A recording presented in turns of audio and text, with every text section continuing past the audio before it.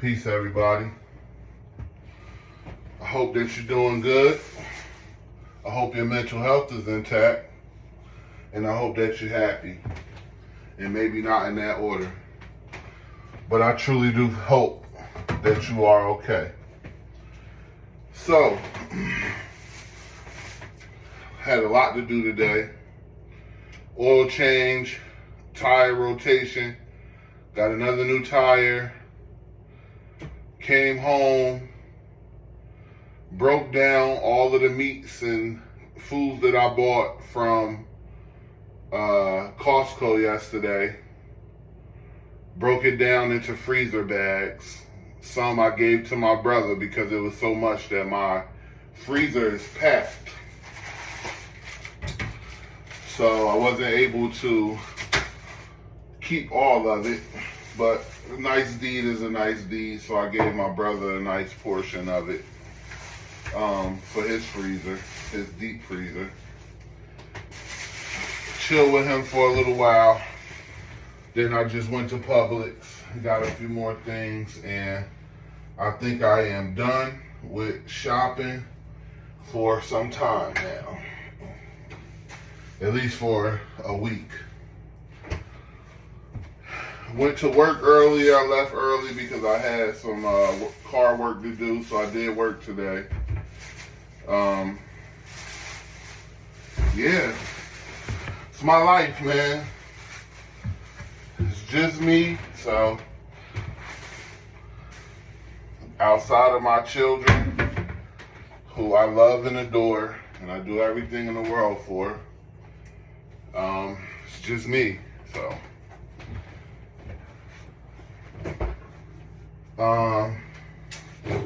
I did say that I had a dream that I wanted to share with the family. So, this dream, it's an incredible dream. So, this was not recent either.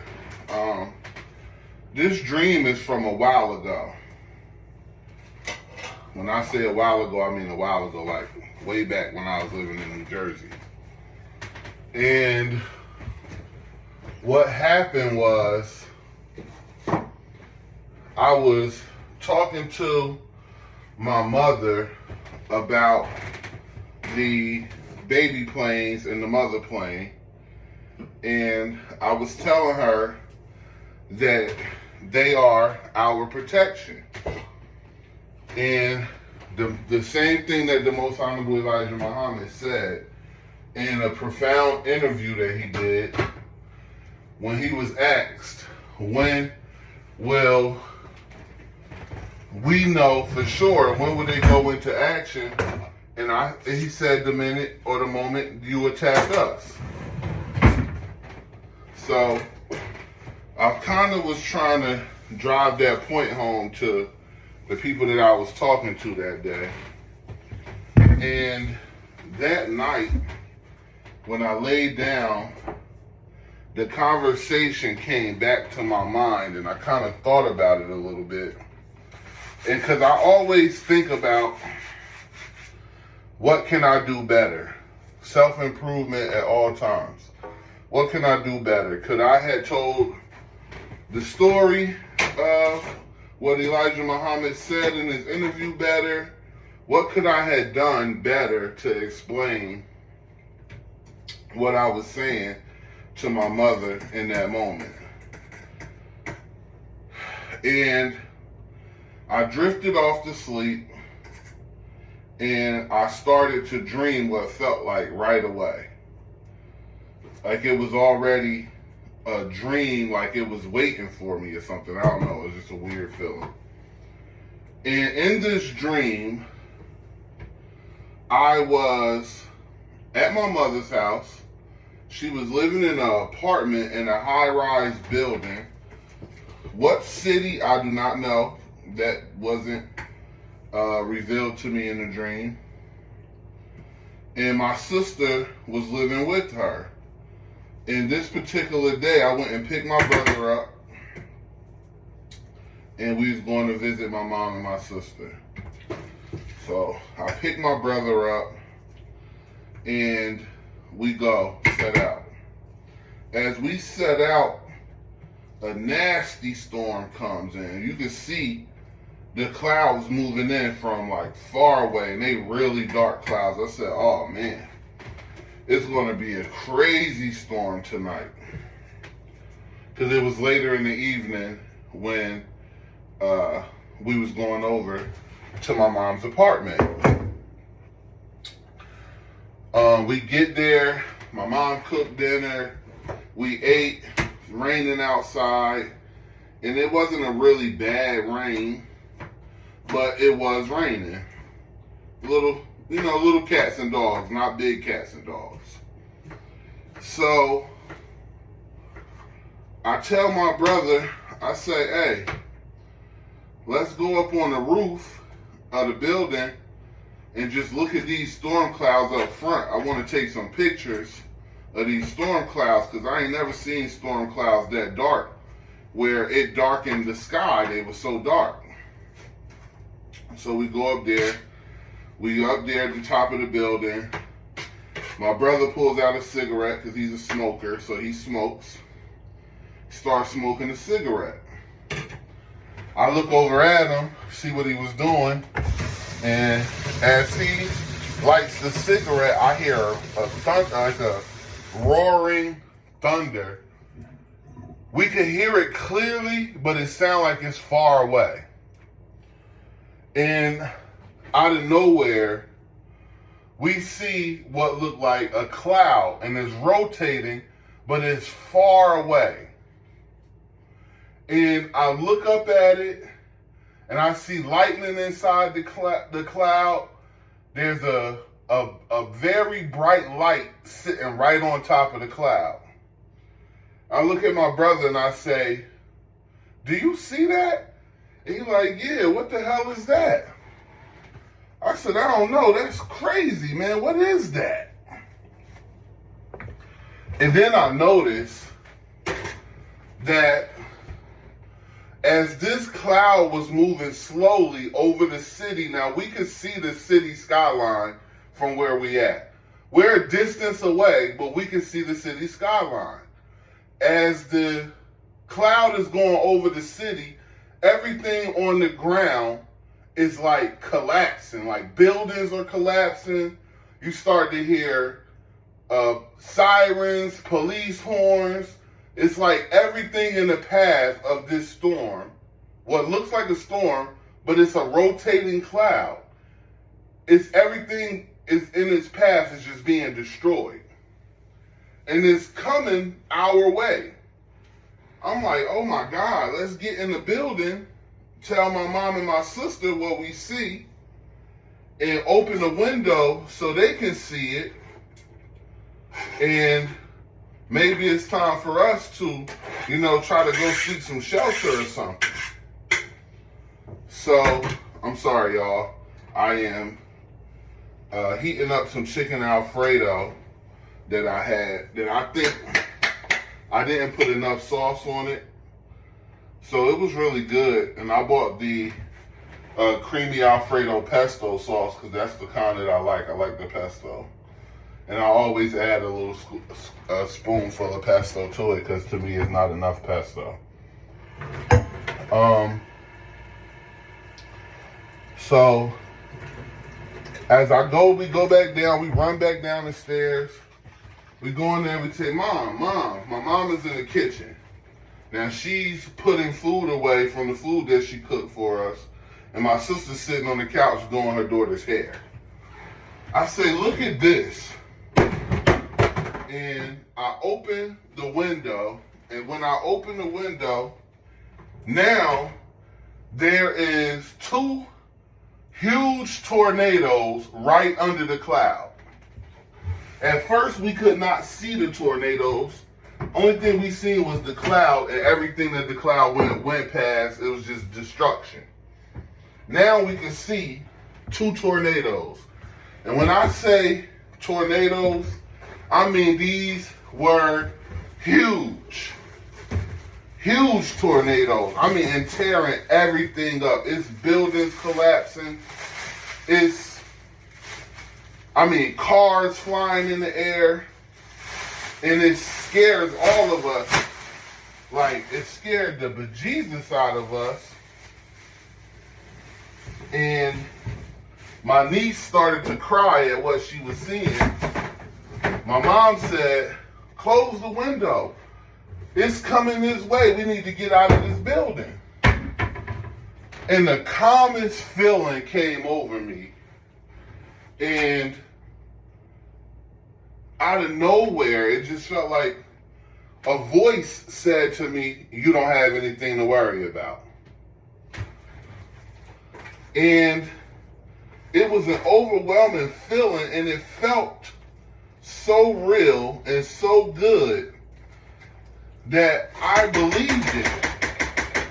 And as my mother, my brother, my sister, and my sister's daughter, which my sister has several children, so I don't know why it was just one of her daughters.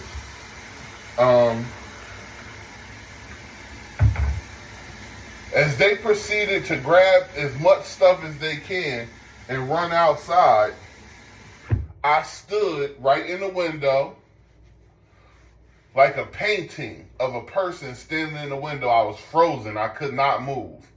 And I'm just watching as this storm with a spiraling cloud above it with lightning going all through the cloud is coming my way. And I told them, I said, y'all don't have to do that. They said, what? Are you crazy? What is wrong with you? I said, y'all don't have to do that. Nothing is going to happen to us. My mom said, why would you say that? Do you see this? I said, yes. But a voice just told me nothing will happen to us. And it's better if we stayed inside the building. Luckily, I have siblings and a mother who kind of listens to me when I, on these type of things, when I say certain things. We kind of have the relationship to where we listen to each other, and they know that a lot of the information I got is where it's coming from. So they understood what I was saying when I said we don't have to go anywhere. It's better for us to just stay in place.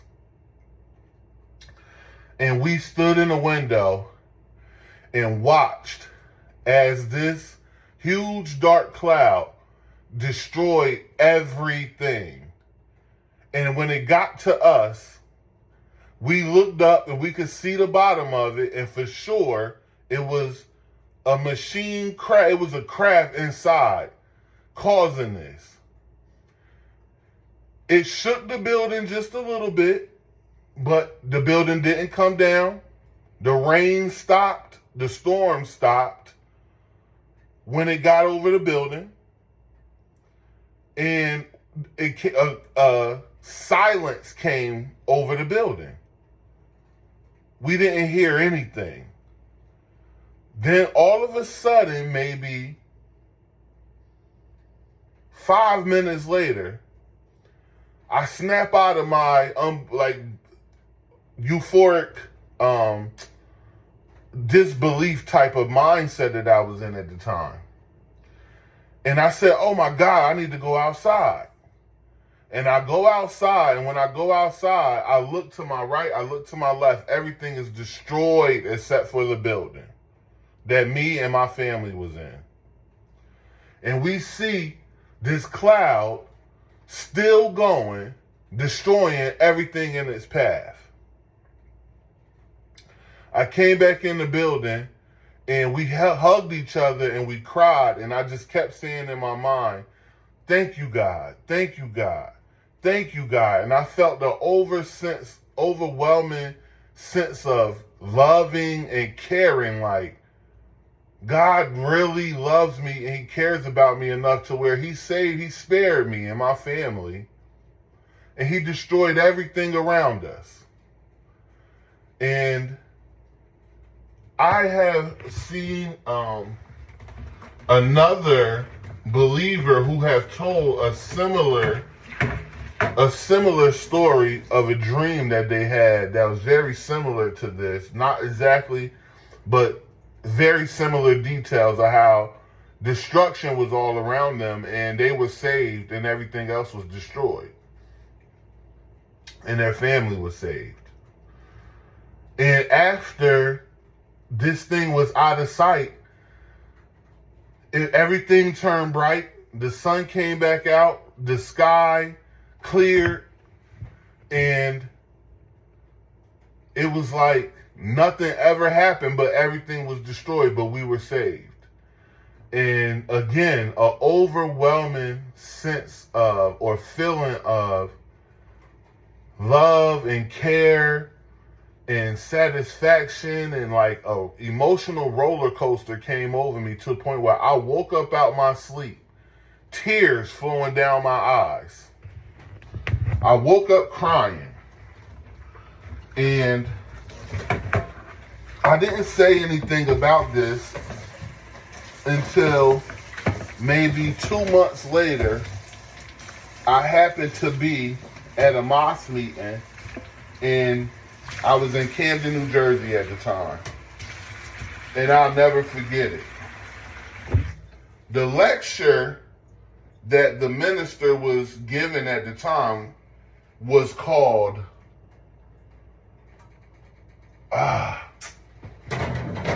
the lecture was called something to the effect of something about staying the course and staying strong throughout this process. Stay in the course. It was something about staying the course. I can't remember the exact words of how it was worded. But that day, after the mosque was over, me and the other brothers went out. We went out, sold final calls. We turned our final call money in. And one of the brothers asked me if I wanted to go with him to pick something up, and then we was going to go get coffee or something like that. I said, sure, I don't have anything to do. I don't have my children today, so I'll go with you. So I went with the brother, and I told the brother on the ride about the dream. And the brother said to me, he said, brother, sometimes when we have dreams like that, they're not dreams. They're visions. And I had heard the minister talk about having visions, and I'm like, oh, I don't think that'll ever happen to me. You know, I'm not the most holy or sanctified brother. We all strive, and I get it. But, you know, we all have our struggles and stuff like that. And I for sure had my struggles throughout, you know, my sojourn in the nation. So I always knew that God cared about me and God's on my side and he blesses me and he looks out for me. But it's levels, and I understand that. And this dream has never left my mind. I mean, I still think about this dream. This is, I mean, now a long while ago, maybe 3-4 years ago, maybe 4 or 5 years ago. I don't even know. I can't even remember exactly when the dream occurred, but I know it was a long time ago. But still to this day, I cannot get that dream out of my mind. And if anybody has had any similarity, a similar dream, or you understand dreams or anything like that, maybe a little more than I do, comment, let me know what you think, inbox me, let's talk about it.